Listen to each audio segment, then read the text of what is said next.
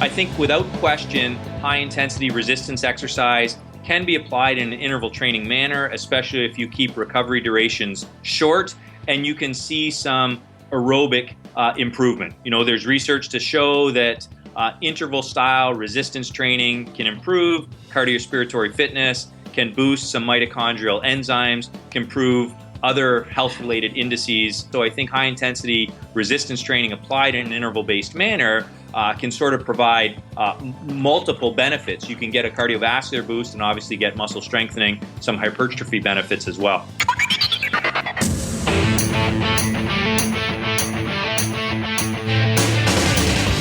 Informed Nation, welcome to episode 27 of the Informed Fitness Podcast.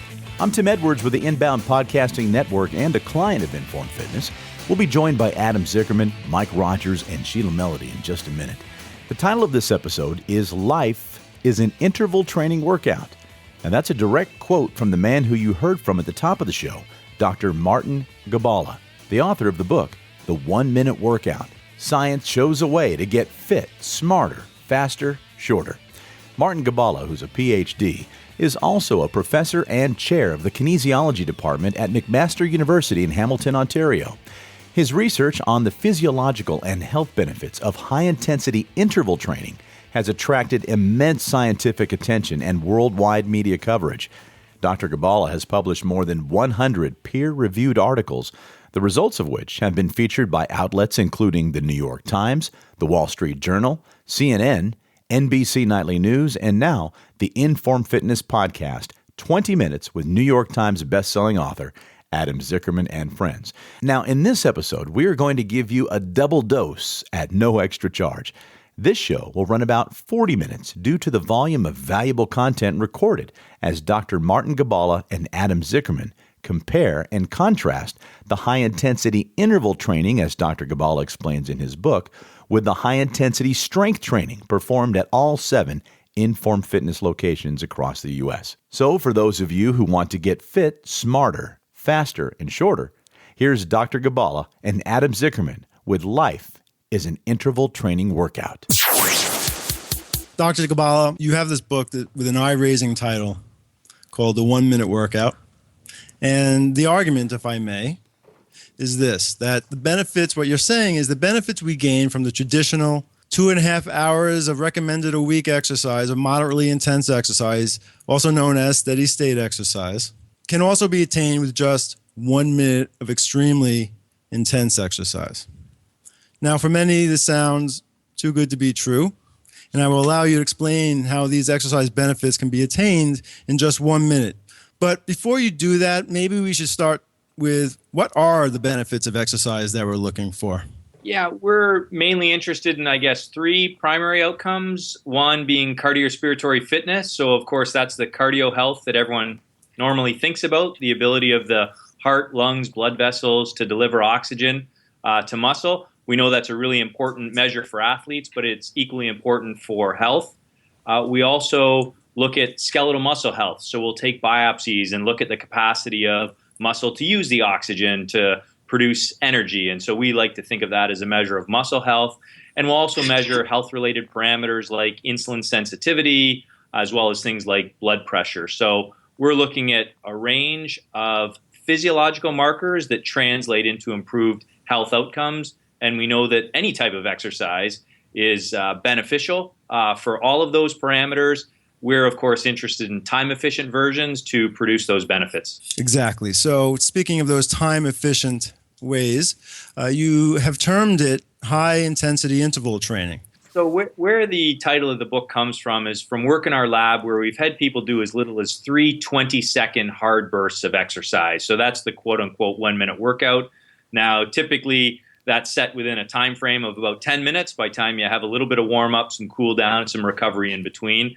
But as you alluded to in your intro, we've shown that that type of training program, so 1 minute of workout done 3 times a week, can confer, at least over several months, many of the benefits that we associate with the more traditional approach to fitness. And so in our recent study where we directly compared that type of protocol to the 150 minutes a week of moderate intensity training, the improvement in cardiorespiratory fitness was the same over 3 months of training. the improvement in markers of muscle health was the same, and the improvement of insulin sensitivity was the same as well. So in our lab, when we've made these head-to-head comparisons, we have some pretty compelling evidence, I think, that at least over a couple of months, you can reap the benefits that we associate with the more traditional approach with these short, intense workouts. Okay, let's talk a little bit more about these intense workouts. And I'd like you, if you will, take us back to the turn of the century in 2004 when you were brainstorming with your grad students. And can you please tell us about that first experiment? And what did those muscle biopsies show? And since your first study, as a follow-up, have the results been repeated in similar studies and with other independent labs as well? Yeah, so I guess our work at the turn of this century was influenced by work from 100 years prior.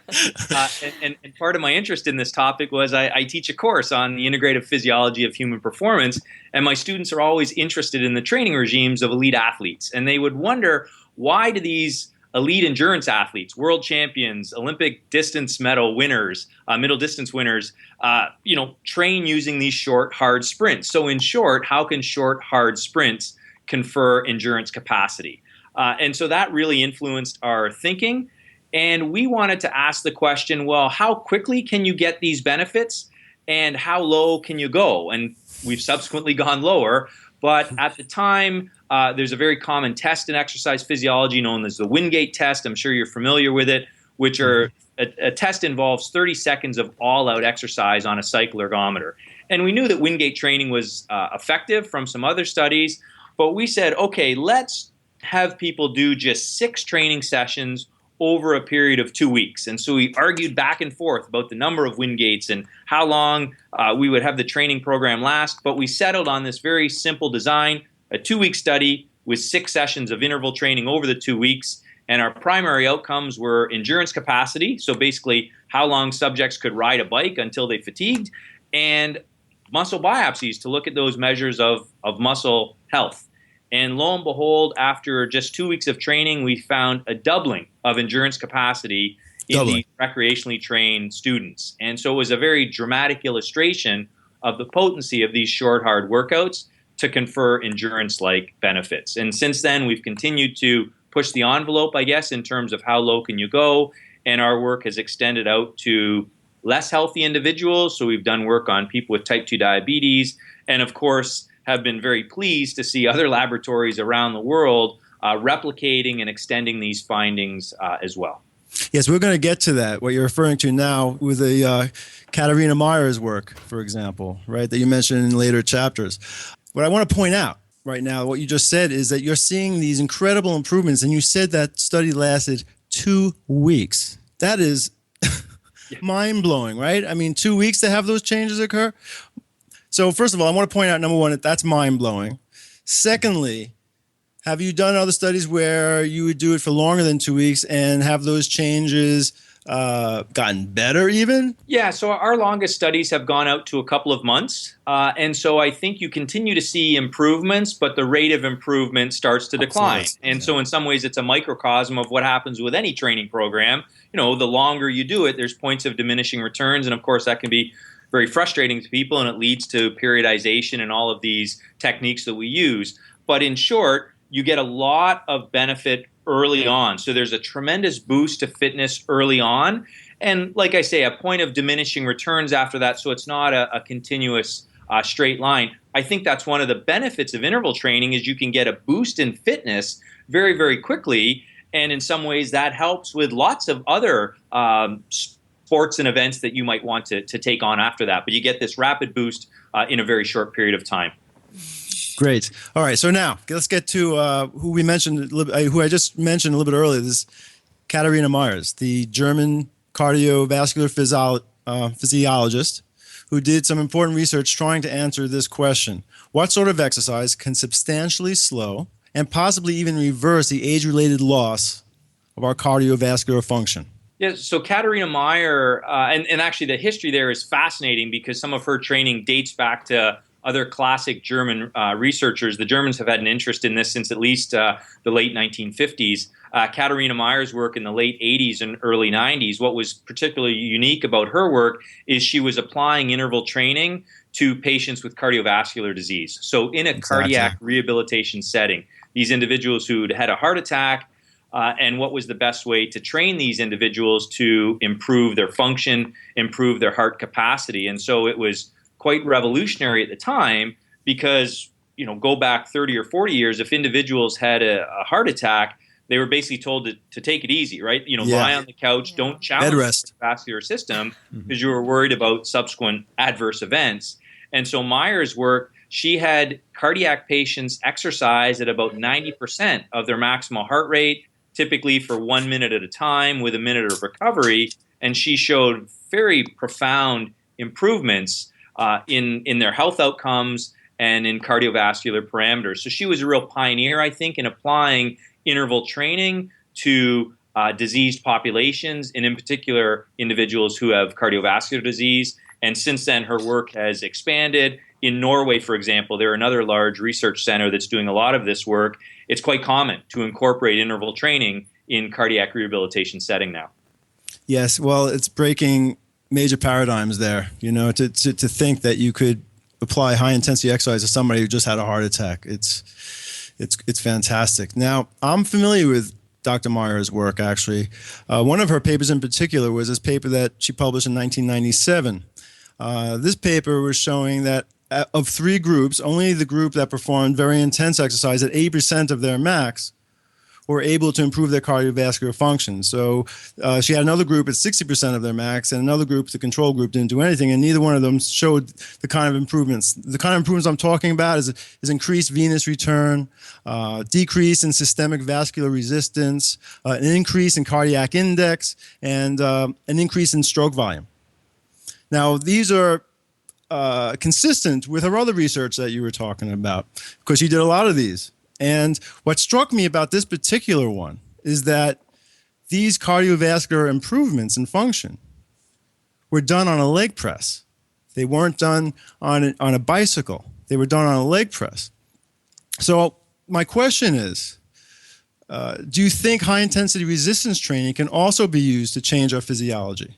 That it can improve our endurance, our VO2 max, and citrate synthase, for example, if you were to do a muscle biopsy, the same way as, let's say, a bicycle or a treadmill? I don't think you get the same effects, but definitely, it's going to depend on the protocol there. I think without question, high-intensity resistance exercise can be applied in an interval training manner, especially if you keep recovery durations short, and you can see some aerobic improvement. There's research to show that interval-style resistance training can improve cardiorespiratory fitness, can boost some mitochondrial enzymes, can improve other health-related indices, as you alluded to. My personal opinion is that a varied approach to fitness is always going to be best, and I don't think you're going to see the same cardiovascular fitness improvement with interval-based cycling as you might see with high-intensity resistance exercise. But of course, the gains in strength or hypertrophy that you might see with the bike protocol are going to be markedly lower as well. And so I think high-intensity resistance training applied in an interval-based manner can sort of provide multiple benefits. You can get a cardiovascular boost and obviously get muscle strengthening, some hypertrophy benefits as well. So you think a high-intensity strength training protocol is really a separate and distinct program? Yeah, I do. I think the resistance exercise element is different there, and so the stimulus for adaptation is not going to be exactly the same. Has that been tested? Have you compared, let's say, a Wingate type of protocol with, let's say, somebody doing a high-intensity strength training program where you're doing one set to failure with major compound movements where you're going from machine to machine where the heart rate stays elevated, and each set is going to at least 20 seconds of what you would probably consider an interval, like the 20-second sprint. Those last 20 seconds on a leg press, for example, are pretty darn intense as well. Do you think it would be worthy of comparing those two types of protocols and see if you get these same benefits and, improvements in citrate synthase that way, VO2 max, et cetera? Yeah, I think without question it would be. Of course, we can come up with all of these comparisons that we would like, and there's only so many ways you can do it in the laboratory.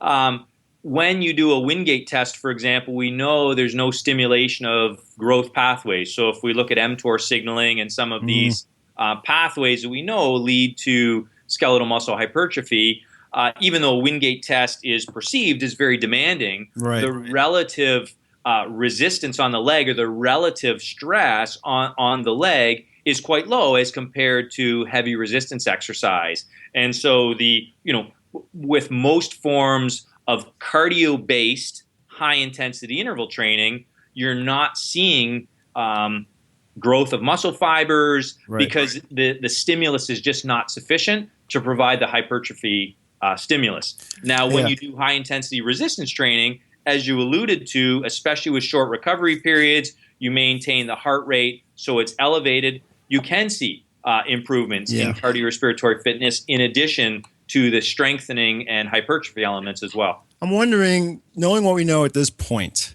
for somebody who is pressed for time and doesn't have the time to put the recommended 150 minutes a week into it, what do you think would be perfect? Do you think maybe 2 interval training workouts a week with some high-intensity strength training? Like, what are you doing? What do you recommend to a relative of yours that just wants to get it all, and what do I need to do? Yeah, obviously open-ended question, and it depends a lot in terms of the specific goals of the individual, but I'll sort of take the question at... Not an elite athlete, you're not, so I know you work with a lot of elite athletes. We also have the stuff that Meyers worked, the population that Meyers works with. All right, you're the typical person that's going to middle-aged professional, busy professional who just wants to be in shape and have the markers that you were talking about before. Yeah, and if they want the time efficiency aspect, you alluded earlier, what do I do? So I'm someone who trains, typically every day. Rarely are my workouts more than 30 minutes. And I typically go back and forth between cardio style based interval training. My go-to exercise is a bike because I can't run anymore because of osteoarthritis in my knee. So typically 3 days a week, I'm doing cardio cycling. As the weather starts to get nicer, it's outside, but typically in long Canadian winters, it's down in my basement, right? 25 minutes of interval-based work for primary cardiovascular conditioning. The other days are largely body weight style interval training. I sort of have the classic garage gym setup in my basement. I got a power rack. I can do large compound movements to failure, push-ups, pull-ups, and so that's typically the other 3 days of the week. Often a rest day per week, or otherwise I'll play some ice hockey as well. So, that's something that works really well for me. And so I think for individuals, I would recommend that style of approach. If you're someone that can mentally tolerate the demanding nature of intervals, because let's be realistic here, there's no free lunch at the end of the day. But if you want that time efficiency, high quality workout, then I would recommend sort of that alternating pattern of some sort of cardio style interval training with some sort of whole body resistance style training. If you're really pressed for time and you have maybe 3 sessions a week, then using all interval based, maybe 2 resistance sessions and 1 cardio, or vice versa. Obviously, a lot of the work that you advocate is showing tremendous benefits with even 1 session a week. And maybe even 2 sessions a week in terms of that quality of style training. Yeah, the search continues, because like you said, it depends on a lot of things and goals and body types and genetics and response to exercise and even somebody's neurological efficiency. So I get that. And the question always is, when we work with thousands of individuals on a monthly basis, do you mix in intervals with their strength training? How much of it? Balancing all this with their schedules, with their lifestyle, are they stressed out, max type A people? Do they get enough sleep? So that's why it's so valuable to talk to you. You're on the cutting edge of doing a lot of this stuff and trying to incorporate the research into somebody's everyday life is the art and trick to all this, I think, until we keep learning more and more. No, absolutely. And, sometimes the most fundamental questions science still doesn't have the best answers to, which is quite ironic. But you're right. How the book was written really as an effort to translate the science around time efficient exercise as you well know, the number one cited barrier for why people don't exercise is lack of time. Nothing wrong with the public health guidelines based on really good science, but 80% of us aren't listening, and the number one barrier is time. And so if we can find time-efficient options so that people can implement this style of training in their everyday life, we think that's a good thing. The more menu choices, the better. The more exercise options, the better, because then ideally people can find something that works for them, and there's no one-size-fits-all approach. And that brings me exactly to the next thing I wanted to talk about, because it's this idea of we're being told we need 150 minutes. That's 2.5 hours a week to work out. And you make a very interesting point in your chapter 5 of the 1 minute workout. You say, despite knowing that exercise has all these near magical qualities, you say, approximately 80% of the people from America, Canada, and the United Kingdom don't get the recommended 150 minutes that they need. And you say that's a problem. And you point out something very interesting. I didn't know this. This is really cool. You point out that our lifespan has jumped ahead of our health span. And I'd love for you to tell us what the difference is between lifespan and health span and what that means. Yeah, sure. So lifespan is just that, how long you're going to live, but health span encompasses how, I call it how close to the ceiling you can work. So basically, you want to live a long life, but ideally you want a long, healthy life as well. And so you can think of it as functional capacity in addition to longevity. And I think most of us, you want to live as long as you can, and sort of, as my grandma would say it, you sort of fall off the perch right at the end, right? But you maintain a high standard of living, a high quality of living, so you can do all the things that you like as long as possible. And so exercise, I think, is a tremendous way to do that. And, you bring up a good point, is as we age, perhaps there's a little shift there. Obviously, strength is important and cardiorespiratory fitness is important, but especially as we start to get older, functional strength is really important. And if you look at what's going to keep people out of assisted living, it's basically, can you squat down and go to the toilet and get up from that, right? Yeah, exactly. It's getting off the floor. Exactly. Absolutely. Exactly. Yeah. And so functional strength training to maintain lower body strength, that's what we're talking about in terms of health span. You may be living a long time, but if you need all this assistance in order to get by, that's not necessarily a high standard or quality of living. And so that's really what we're talking about here, improving both of those. So think about this. Despite knowing how important it is to put those 150 minutes in, because you're going to have this life of misery, and your health span is going to be horrible. All right, people don't do it. And you quote this guy Alan Batterham from Teesside University in the United Kingdom, who says that we have, and I'm quoting him, quoting him, that we have this perverse relationship with exercise. All right, so here we are. We know what we have to do, but we don't. And this is where high-intensity training is so cool, because – so explain – well, first of all, why do we have this perverse relationship with exercise? Is it supposed? Yeah, obviously there's a multifaceted answer. I think Alan made the observation that we have hunger pains to get us to eat, right? So there's that innate biological drive for reproduction. There's a sex drive, but there's not necessarily this innate biological drive to be physically active. And that was the perversity that Alan was making the point, even though it's so good for us. I think it's, obviously you can take the evolutionary perspective, and for the vast majority of human civilization, we had to be physically active to survive, right? You had to either sprint and hunt down an animal and kill it and eat it, or you had to spend long time gathering food. But especially over the last 100 years or so, we've done a great job of engineering physical activity out of our lives through the way we design cities. And, so now we have to basically make time to be doing this activity that is so good for us. And again, ironically, we seemingly don't have time to do it. Clearly an excuse for a lot of people. You just look at time spent on social media, but a lot of us lead very busy, time-pressed lives. And so we're looking for more efficient options to be able to fit all of that other stuff into our day. And I think this is where intervals can play a really big role. So keeping this exercise avoidance issue in mind, what has your friend, an exercise psychologist, Mary, how did she pronounce her last name? Jung? Jung, and I'm assuming there's no relation to the psychiatrist Carl Jung.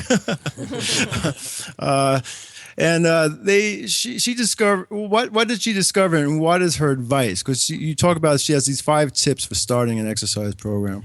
Sure. So if you, and I'm not a psychologist, what I tried to do in the book, of course, was consult with some other experts. And there's a real rift right now, as we make the point in the book, around the potential application of high-intensity interval training for public health. And there's sort of 2 schools of thought, right? And you would the traditional school of thought would be people aren't going to do this because if exercise is intense, they find it uncomfortable, they're unlikely to do it or stick with it. But there's a whole new school of thought, and Mary epitomizes this, who are saying, well, wait a minute, continuous vigorous exercise is very different from vigorous exercise where we give people breaks, and especially if they don't have to do very much of it. And so Mary is really interested in issues of motivation, mood, adherence, what keeps people to stick with healthy behaviors. And her research is showing that a large number of people actually rate the enjoyment of interval exercise higher, and they would prefer this type of training, and they're more than willing to make that trade-off between volume and intensity. So if they have to do less total work, they're more than willing to work hard for short periods of time. And we get into this habit. Mary makes the point, if people can't do 30 or 45 minutes of continuous exercise, they consider themselves a failure. They might beat themselves up a little bit. And she's like, wait a minute. Even if you can do a few minutes of exercise, take a break, do it again, let's celebrate that. So rather than beat yourself up, view it as, hey, I'm an interval trainer. I'm doing this type of training that elite athletes have used for a long time. And it's sort of turning a negative into a positive, and it's a great message. Yeah, for us, failure is the only option. Right. But when I was reading, when you were talking about this in your book and talking about her work, I was screaming amen, because I've been, for 20 years that I'm in the high intensity business myself, I'm seeing the same thing. So many people would much rather do this in a much briefer time, get it over with, than to drag it out all week long.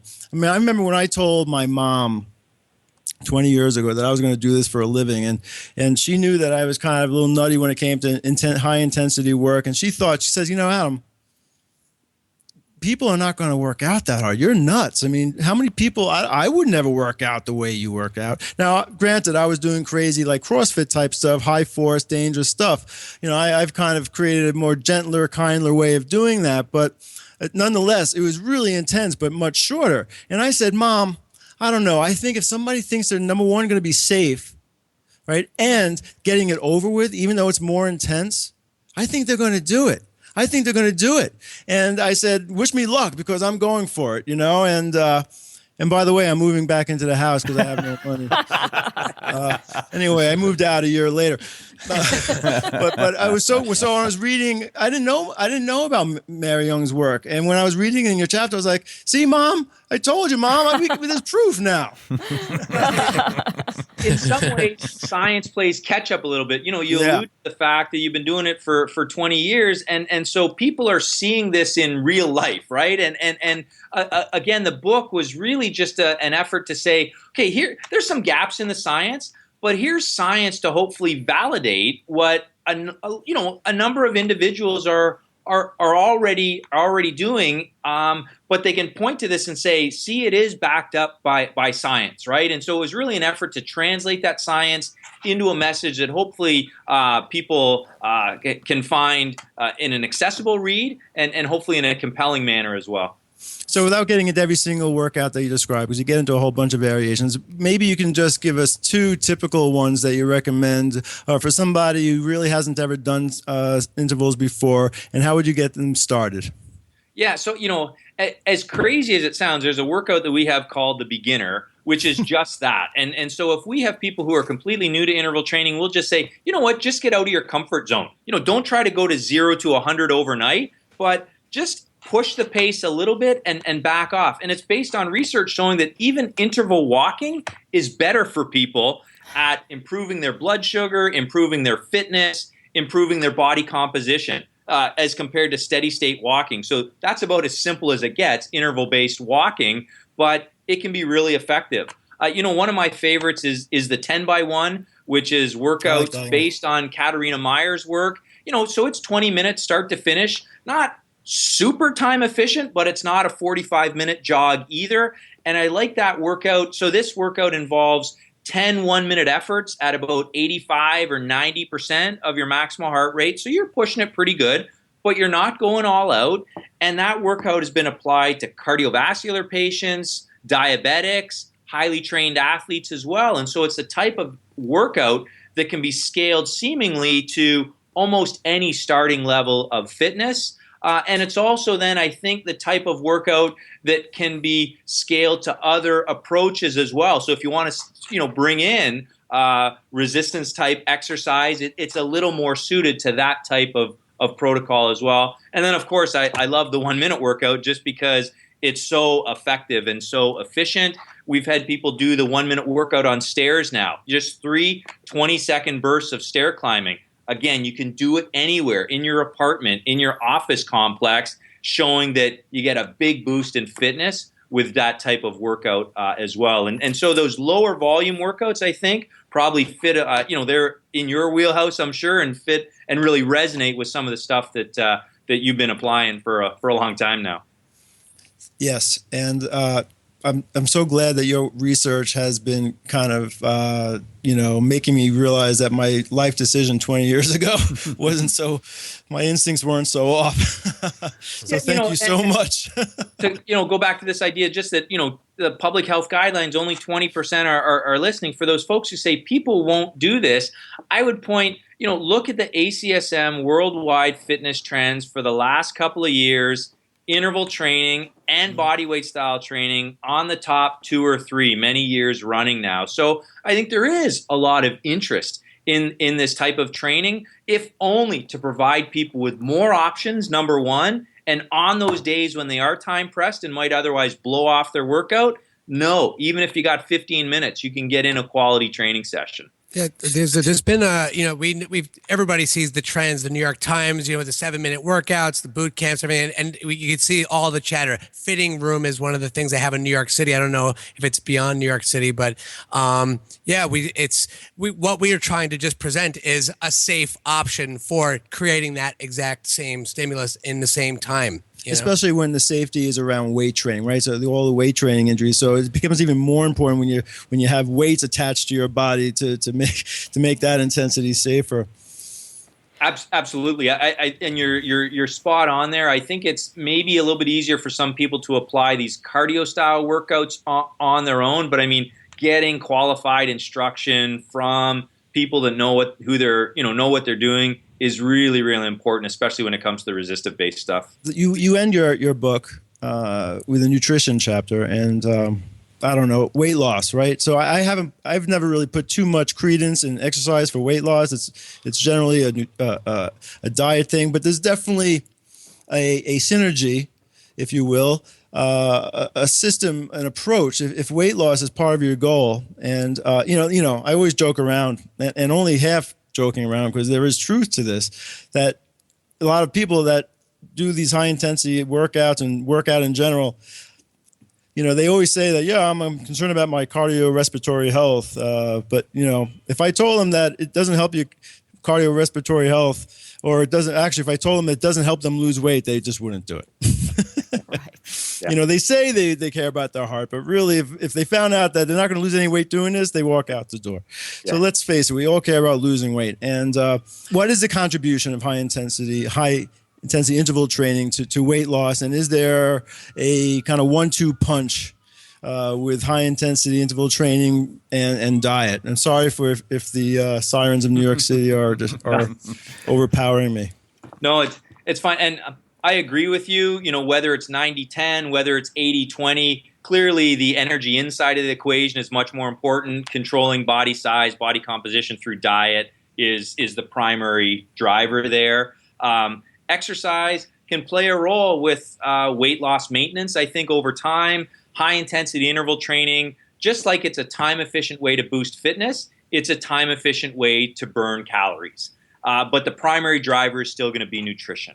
And so, we've shown in our lab that a 20-minute session of intervals can result in the same calorie burn as a 50 minute of continuous exercise. So again, if you're looking for time-efficient ways to burn calories, intervals can be a good strategy there. Personal trainers talk about the afterburn effect, this idea of a heightened rate of metabolism and recovery. It's often overstated, but it's real. We've measured it and demonstrated it in the lab. But again, they're small. So, as you well know, the key controlling variable there is the nutrition side, and you use the exercise side to help maintain that over time. And it's mainly important about cardiorespiratory fitness, but you're right. People are still interested in how they look in the mirror. Absolutely. All of us are, right? Right. And I'm sorry, it's not going to be in the exercise camp. Exercise does a lot for us, but we put too many attributes on exercise's shoulders, if you will. Let's leave that one off, please. All right, it does enough. All right, you don't have to ask it also to help you lose 30 pounds. No, you're right. And people think it's the exercise to lose weight, and that's what confers all the fitness benefits. We like to just remind them, no, there's that straight line between exercise and fitness, regardless of the number on the scale. And if you want to attack that number on the scale, you got to make changes on the diet side. So I appreciate all your time, and I've been monopolizing the whole conversation. I'm just curious if Tim or Sheila or Mike had any other questions or comments they'd like to make before we wrap this up. Sure, if you don't mind, Dr. Giballa. One of the questions that I had was for somebody middle-aged to pick up this high-intensity interval training HIIT. What are some of the risks involved for somebody that says, look, I haven't worked out in years, I want to get started? You mentioned earlier a beginner program, but what are some of the risks that we need to be looking out for? Yeah, so first one is our standard advice always is if you're thinking about starting or changing your exercise routine, you want to check with your physician, right? And so we're doing a study right now with interval training in people with type 2 diabetes. And most of these individuals are 50, 60 years old. Many of them are overweight. And so the first thing is they go through a full exercise stress test, cardiac screen. Now, that's obviously in a research setting, but I think checking with your doctor is always good advice at the individual level, because that's going to potentially catch something, or maybe there's an underlying reason that you might not be cleared to engage in vigorous exercise. So let's get that out of the way.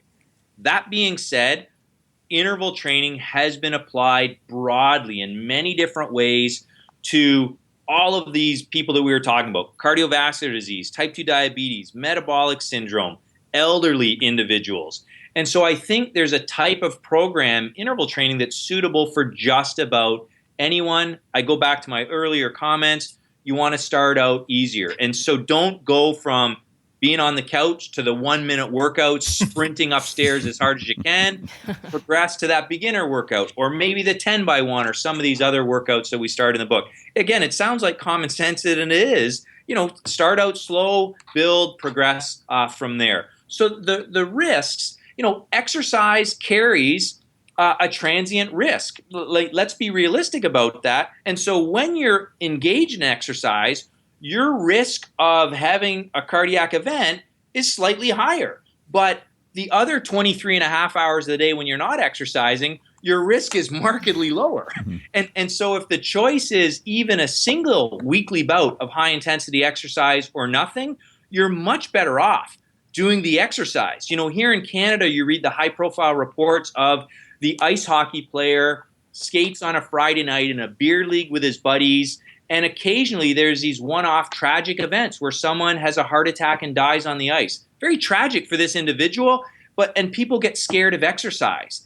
And it's like, no, at the big picture level, if you look at the epidemiological studies, they will tell you that single weekly bout of exercise is protective in terms of reducing your risk of dying. But again, at the individual level, you want to make sure you're properly screened and cleared to begin with. If your choice is remaining sedentary or doing HIIT, do HIIT.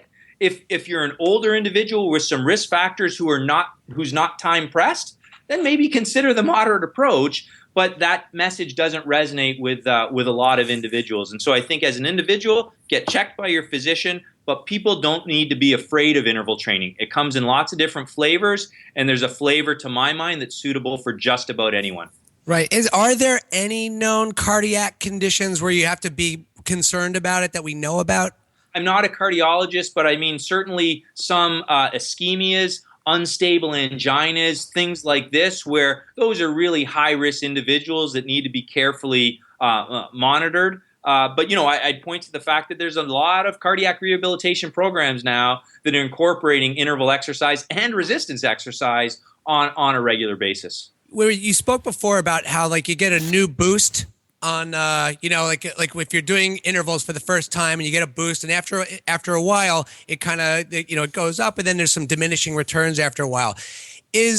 Have your with your studies, with your experiments there, if you vary the stimulus, like vary this, like say you do the beginner for a while, and then you find that you plateau, and then, have you shown that you just do a different interval workout and a new boost will happen? I think a varied approach is always going to be best. I think there we take some clues from the athletes again, right? Periodized training over the course of a season really is just about changing up workouts, hitting the body in different ways, and it's just a common sense strategy that I think even just average recreationally active people can incorporate. So yeah, stick with a program for a bit of time and then vary it up. Or if you want, change the interval workouts every week, but the body thrives on variety. After a while, anyone's going to get stale doing the same thing. And so that's why I think that varied approach to fitness is always going to be best. What I have a question about is, are there any apps that you know of, or do you have an app? Because I love apps, like people, you go outside and you've got your iPhone and your headphones, and is there an app to do these different types of interval, training? There are, and there's a ton of them. So personally, I don't use a specific one, but even recently I've gotten this question on Twitter, and so I've answered it a number of times and just pointed to a few sites that have, the top 10 best interval training apps. And so I think you can find a lot of them out there, and it makes it easy, right? You sort of shut your brain off and you just go when it says to go, and you back off when it says to stop. There's lots of options out there. How about rest and recovery, Dr. Giballa? Here at Inform Fitness, we go and work out once a week. We work out hard for 20 to 30 minutes, and then we take that week off to recover and prepare for our next workout. With this interval training, do you have any recommended rest and recovery periods? Yeah, I think it comes back to the intensity of the interval, right? And so the more intense nature of the training, the longer the recovery period needs to be. Depends a little bit. Are you talking about training for performance, training for health? So there's all those variables. But I think as a general rule of thumb, the more intense the interval, the longer the period of recovery that you're going to need. And the more intense the interval training session, the longer the recovery days in between you might need. But again, it's really individual then in terms of what you're specifically looking for, especially if it's just general health or its performance. So if somebody isn't near an Inform Fitness or decides to do this on their own somewhere else, perhaps they can just listen to their body if they don't have a trainer. Again, lots of common sense stuff, but it's common sense for a reason. It makes a lot of sense. Hey, that's a great way we can wrap it up, I think. That says it all right there. This whole workout makes sense. It just makes sense, right? This whole idea that it's the intensity over duration. And the other moniker we've come up with is, life is an interval training workout. We don't just sort of plod through life like this, right? Like you got to jump up the stairs, you run to catch the subway or whatever. And so I think this alternating pattern, alternating energy demands, interval training rewards that. And so I think it's a best life workout as well. Yes. Well, thank you so much. I really enjoyed this talk, and I appreciate your work so much. Don't retire anytime soon, please. Keep going. There's still a lot to find out, and I hope we can stay in touch. Yeah, pleasure to speak with all of you. I really appreciate the opportunity to be on the show and the great, insightful questions. Thanks for this opportunity. Our thanks again to Dr. Martin Giballa for his time with us here on the Inform Fitness Podcast. Make sure you check out the show notes for links to Amazon and Audible to pick up Dr. Giballa's book, The 1 Minute Workout. Science shows a way to get fit, smarter, faster, shorter. We'll also have a link to Adam's book, Power of 10, the once-a-week slow-motion fitness revolution. Included in Adam's book are several exercises that support this protocol that you can actually perform on your own if you are not currently near one of our 7 Inform Fitness locations across the U.S. To find out if you are lucky enough to be near an Inform Fitness location, click on over to informfitness.com. In the next couple of weeks, we are excited to welcome longtime Inform Fitness client and author Gretchen Rubin to the show.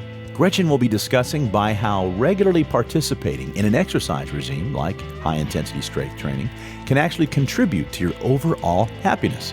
You see, Gretchen is a happiness expert and has authored several books and has sold more than 2 million copies in 30 different languages. She even has a very popular and successful podcast of her own titled Happier with Gretchen Rubin. So give it a listen and even subscribe to her podcast so you can become more familiar with Gretchen before she joins us here on the Inform Fitness Podcast. Until next time, thanks for listening. And for Sheila Melody, Mike Rogers, and Adam Zickerman of Inform Fitness, I'm Tim Edwards with the Inbound Podcasting Network.